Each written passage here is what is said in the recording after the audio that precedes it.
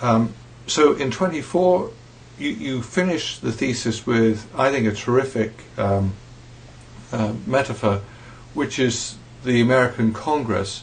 And here you're talking about a body filled with supposedly intelligent people that actually can't get anything done because its rule system have become so obtuse. Are you saying again that as we get older, our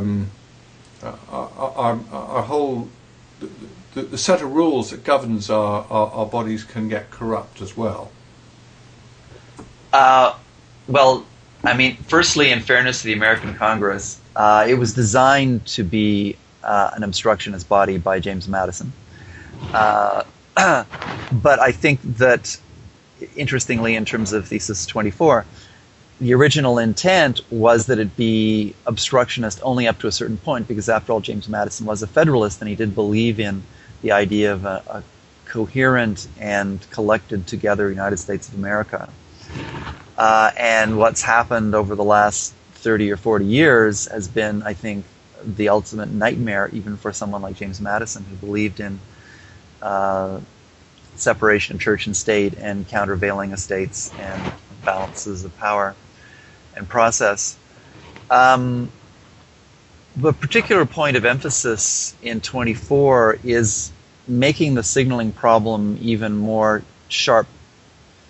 In 23, my real focus was in the relationship between the DNA of a nucleus and everything that happens in cells that DNA orchestrates.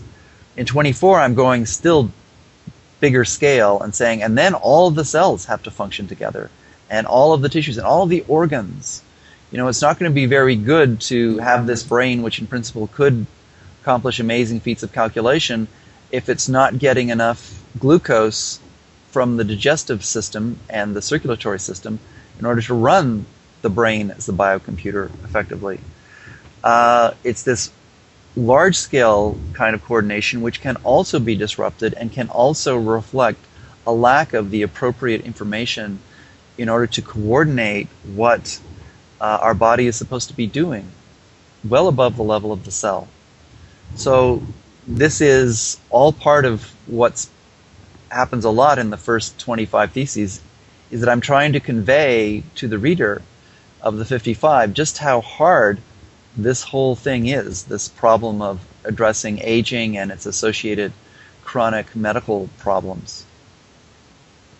Michael, I just talking about the full complexity here. There's more and more just coming out recently on, you know, the importance of these various bacteria populations that we share or that live with us, and would their health and everything be included in this system that you're talking about as well?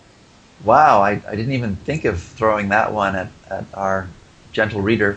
But you're right.